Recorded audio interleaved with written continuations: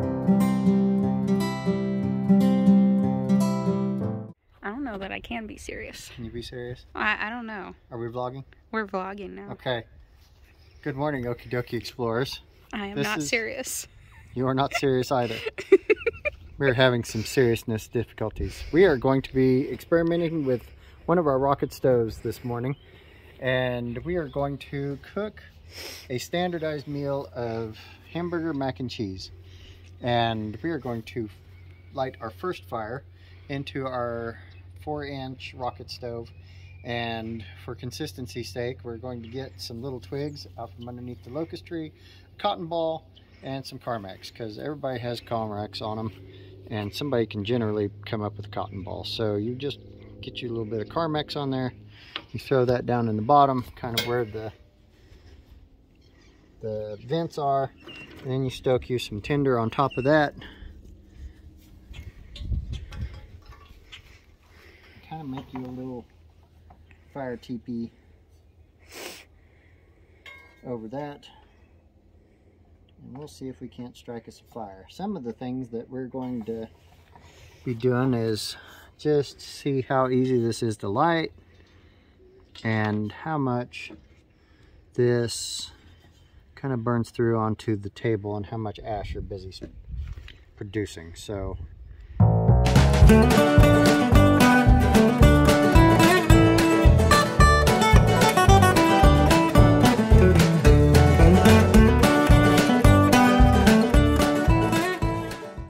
A few moments later, through no fault of its own, the stove is now burning with a small stick fire. I don't know that I would put your camera over that. If you want to come over here and get it. It seems to work best if you start the fire at the very back of the burn chamber and let the air kind of come up one side, as opposed to over the top of the burn air filter at the bottom. So you can see the flames coming out the top.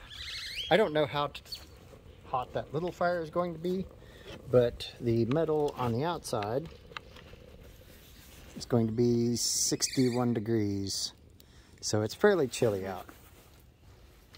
But our little burn chamber is already to 101 here at the base. And then we are 350 here at the top. So, because Okie dokie explorers missed it, the sizzling of the hamburger, it's like inside the kitchen, started sizzling because it was hot enough, and then as soon as the meat hit the pan, it has lost its temperature. It is basically like trying to cook on the small burner in your house. So it is still warm, but it just wasn't that warm. When I put the meat in the pan, it was somewhere around 230, 240. Now we're 150-ish. So It's doing all right. if you notice that, well, yes, there is some ash on the wood. Or on the table. Or on the table. It's, a lot of it is staying in there. And these legs are up to 145 at the front and then 185 at the back. So I don't know that I would want to pick that up.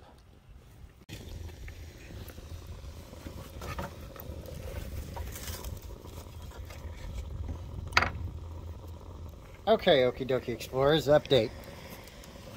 Ash is falling out of here. Did put some pock marks into the table, just a little bit of ashes. Not any worse than the 1970 smoker at the edge of the toilet. But added another stick of this and it is burning hotter now. So we are searing some hamburger meat up here at the top of the chimney. We're running 729, looks like 730, 705, and too hot for poor little thing to read. So it gets hot. Now the question is, how much does it lose between there and the cast iron frying pan? We're holding about 178. So there's 210. Okay, okie dokie explorers, we have been on the rocket stove for 3 minutes 50 seconds now. Water is not boiling yet, however you can see it start to steam. Our most recent developments is the flames have started walking its way out the wood, while these are not wanting to actually stick in there very good. So this might be the wrong kind of wood to really be using for this. I don't know. it's the best kind of wood, honey. It was free. It was free. But you can see the fire coming out and over. I'm not going to burn your pan lid or pan handle. Okay. Try not to. Try not to. Anyways, we're just going to be making macaroni and cheese. Follow your instructions to the box for our standardization process. Now that is boiling. So we're at 4 minutes and 41 seconds. Now you just have to open that easy open box there. Mm-hmm. Oh! Do it! Because I got man fingernails. You got man fingers. Just punch right through that. Oh, don't forget the bag in there.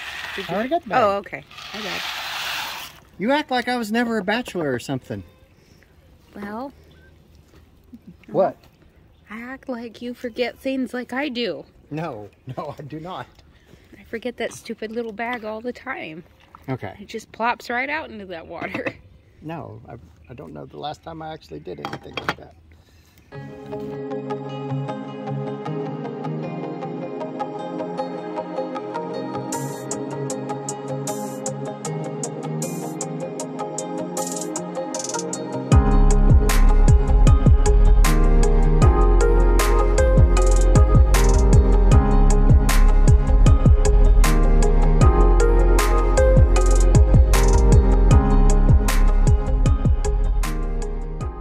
Okie dokie explorers, this is kind of about the only maintenance you need to do to the fire. You're eventually going to need to have a stoking stick to poke this down into the feed chamber, but that's about all you got to do. And we are, how many minutes left until mac and cheese is done? We're 4 minutes through the 8 minutes cycle. It's still boiling.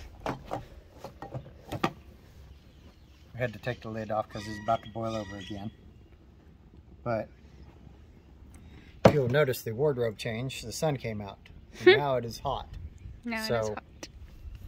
There is no sweatshirt. Welcome to Oklahoma. Welcome to Oklahoma. As soon as the sun goes back behind a cloud, then you need the sweatshirt. You got to keep it within arm's reach. Dress for all 4 seasons. Dress for all 4 seasons every day. And in your 24-hour go bag, also pack for all 4 seasons. Yeah, basically. Okay. Okie dokie explorers update. This handle, as much as it looks like a handle that you could move it with while it is lit and on fire, do not try that. It is stupid smoking hot. The outside of the burn chamber chimney is running 640, 654, roughly in there. 660 almost. So don't think you're going to move this after you light it and get it up to speed.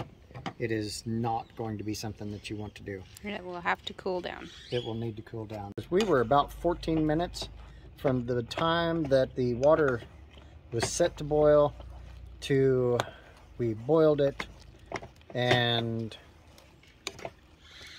we got macaroni and cheese done. So I am absolutely not displeased with that entire process. We just stirred some ash into that for traditional outdoor cooking. I will say that this did not produce near the ash that a campfire did. Yeah. We had basically that much ash and another one before we put the aluminum foil there. So, and we have used basically 2 of those. Aw, you getting the inchworm? Oh, the caterpillar. Black swallowtail's not focusing. There we go. And a little inchworm on there. Brought them closer to the fire so they could warm up. Alright, there's your hamburger in there. We've literally used almost 2 of these pieces of pine lath to cook an entire meal. This is what we've got left of those 2 long sticks. That's also way better than a campfire. It's way more economical than a campfire. If you had 2 of these, you could have burnt both of these at the same time.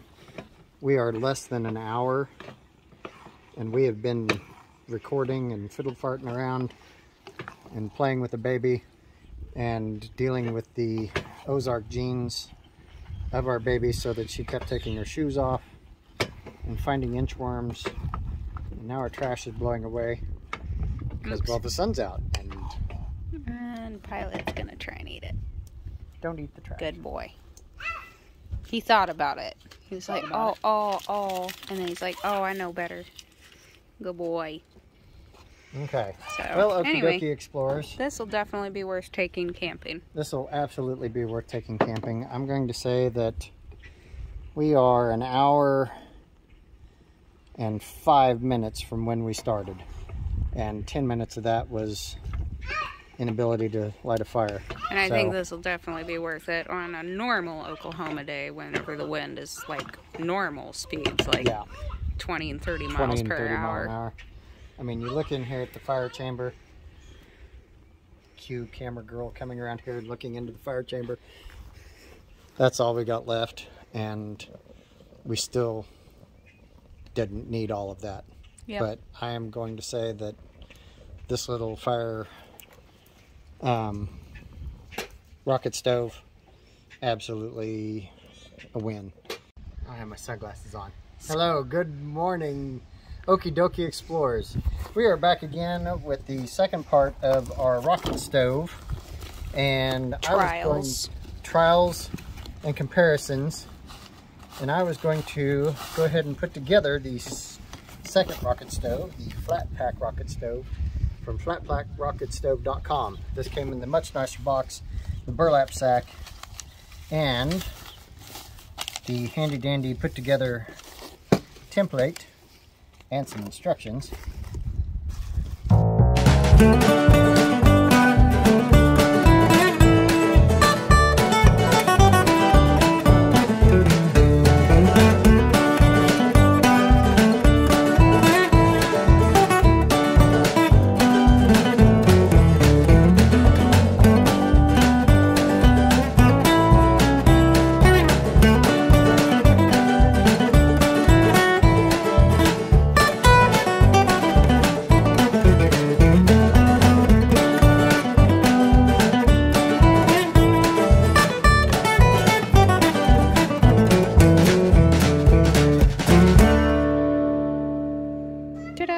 Ta-da!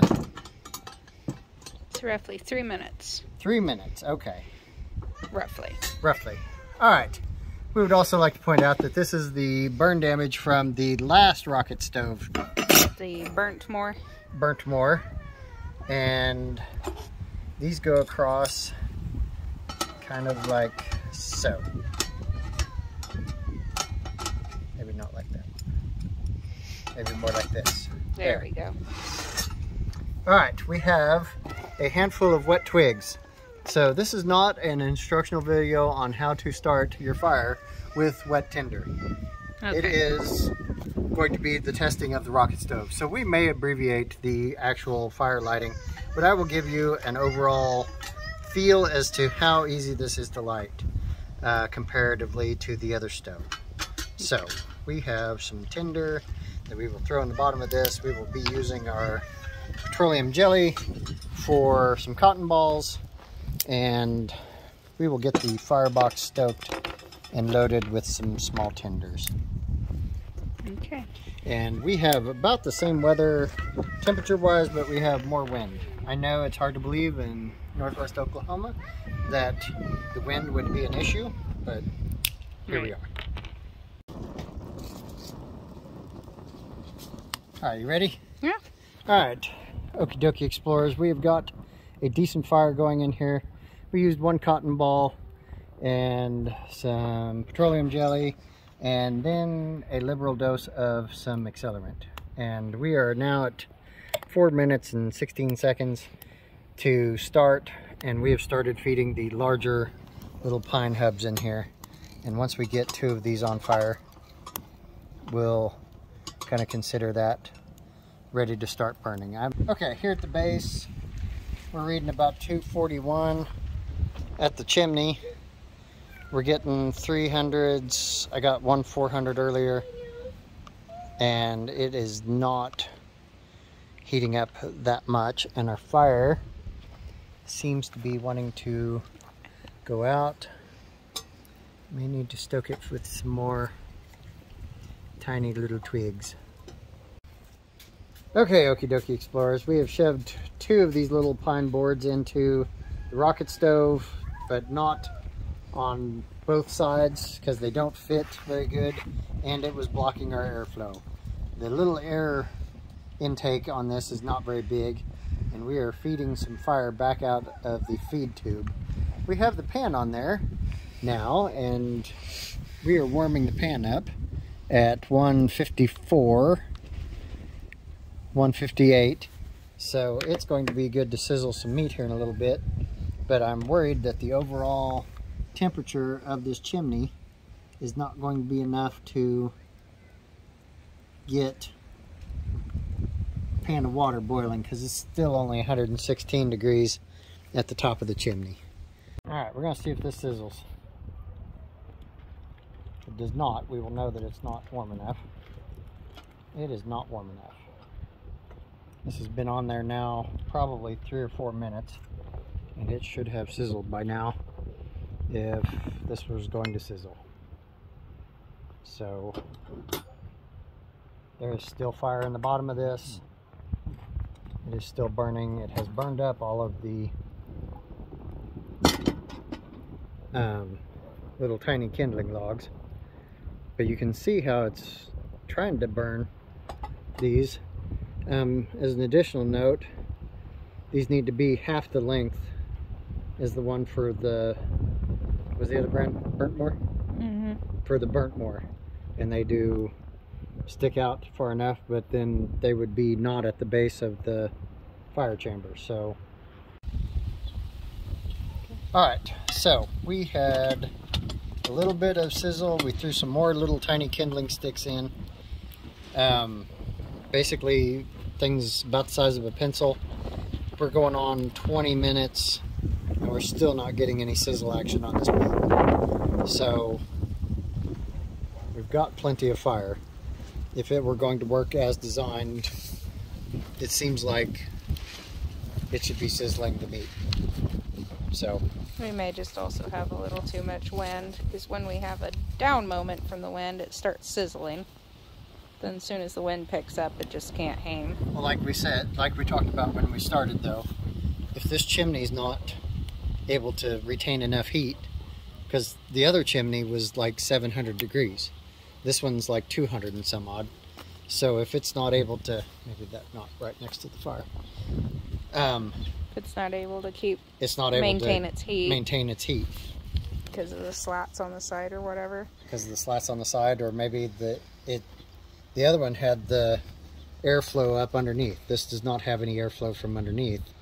The other one had a slat for venting into the fire, just like this one did, but it also had the vent up underneath.